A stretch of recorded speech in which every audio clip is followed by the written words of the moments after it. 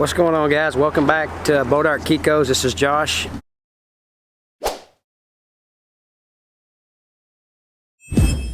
We are out here at the Mulgee, the Oklahoma Hills Invitational KIKO'S sale, and you can see there's quite a few trucks, trailers. The lot's pretty full of people, and we're fixing to go in and do a seminar. We've been checking on the goats. Our goats did good through the night. It's Friday, and they've been having seminars today, had a lunch, and we just been walking through the pens, checking out some animals, some we might want to buy. But I'm going to take my camera in here and I'm going to show you guys kind of what the seminars are. They're free to the public, any type of goat owner. I think the one we're about to attend right now is about B&D genetics, breeding, stuff like that. So let's go in and check it out. I gotta apologize to you, okay? I contracted to have Brittany Carwell here. And I'm gonna tell you, she's not only smarter, she's a whole lot better looking than her husband. But you know what? In life we have to settle for things, so I had to settle for him that left. And even though you see what I have advertised, so you know what I was trying for. He and Brittany have B&D genetics. I don't know if you've ever been there or not. Great facility. The other thing is they know exactly what they're doing. You're talking to the very elite.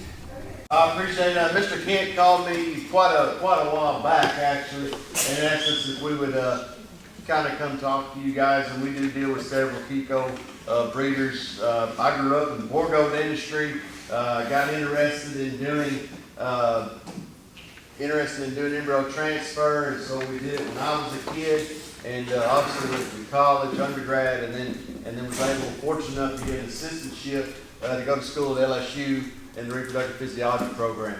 And so that's where I got my master's degree, and where I met Brittany, who's also got a master's degree in reproductive physiology. Kind of goes over some different things. So we're gonna show you a little bit about, in this first talk, we're gonna talk more on semen and talk about male physiology. You deal with bucks. Some of you get your bucks collected or store semen. You buy semen. There's obviously semen always in these sales. Your friends have it. You know, there's a lot that goes into that other than just buying something in a straw. And so I don't expect you to know everything, but I would like you to know a little bit of a background on what you're talking about. All right, so we just got out of that conference in there, and they was talking about goat reproduction. It was done by B&D Genetics. It was about an hour and a half long, really interesting. We are thinking about having our bucks collected, so once we decide to do that, he talked about that, the storing the semen and all that.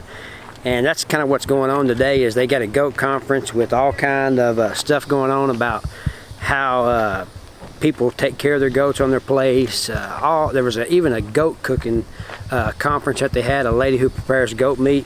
But there's stuff like that going on all day today, and it's really interesting. Lots of information. I learned a lot in that. And now they're about to have some producers get up and talk about how they take care of their goats on their place and the type of management system they have. So it's very interesting, lots of information. What you learn here is what not to do. Okay? None of us know exactly what to do, but we know all the things, or a lot of things not to do.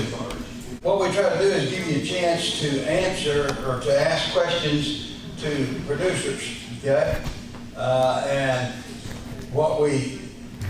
I've kind of selected a group, some old timers. This guy hadn't been in too terribly long, but has really bought some good goats and got a good herd started. We got a lady here that, how can I say that, loves her goats. Okay? Well, you ladies will like that.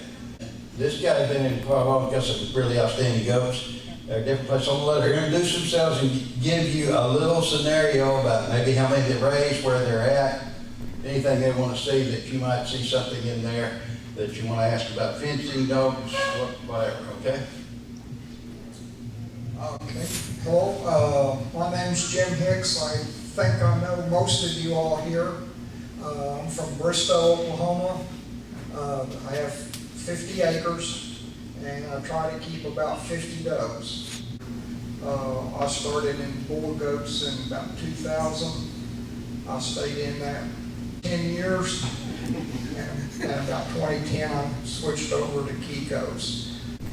Well, my name's Sandy Sullivan, and we have POTEAU Mountain KIKO'S. We're at the foothills of the POTEAU Mountain, and we're right on the Arkansas-Oklahoma border.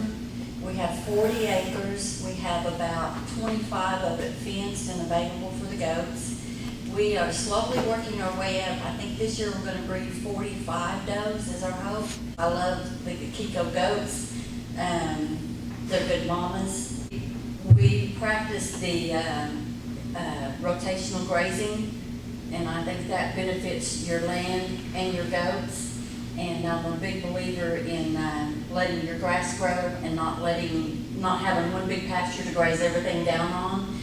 We want to raise a goat that will do well on our farm. When you take it home, we want that goat to do prosper on your farm as well. So.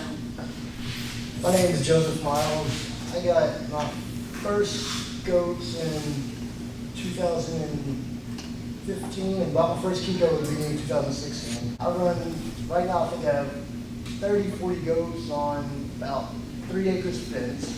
I just bought another 22 acres, so hopefully my goat farm will expand to life as soon as I can get fence. But I mean, they're tough. I don't feed much at all. We're Windy Hill KIKO'S. We've been in the goat business for 14 years. Luckily, KIKO'S is what we started with. So we've had a really good time with them. We're running, got 60 acres. We were running about 60, 70 does, but down to 30. But we've had really good luck with them over the years, and it's just a good breed to stay with. First thing, you gotta have a plan. You need to work into it so it is fun. And let me tell you the unique thing about this business and these people, and you need to take advantage of it, especially you guys just now getting in and thinking about it. Most of these goat people will tell you absolutely the truth if you'll ask them. Yeah. But you plan something before you start, okay, and you'll have a lot less hiccups, okay? And as I told you, we know what not to do. A lot longer list than we know what to do, okay? And about the time you think you know something, those goats will humble you. Check, see how the goats are doing today. They're doing good in the fields. I'll look and see. You don't need none, but she could. Yeah, food and water and hay. We just took care of the goats and got them checked on, make sure they're doing all right. We've been in seminars all day. Pretty neat little deal all day long. They got seminars going on and learning about goats. And that last little deal was a goat panel. They brought in some producers that's got some goats that are auctioned off here, and each one had a little bit different situation, but kind of interesting to hear about that. They have a meal prepared, and we're just go in there and sit down and eat, but it's been a full day of goat stuff here at the conference. Like I said, today was a full day of goat seminars, and you could walk to the pens, talk to the producers, and they got a meal prepared now, so we're going to go eat. But just want to bring you guys along, show you kind of what goes on. This sale is really, really unique sale. A lot of good people. Really can put your hands on the goats. We've looked at several of them. We got some that we're interested in. We'll probably pick up a couple. But appreciate you guys watching, and we'll see you on the next one.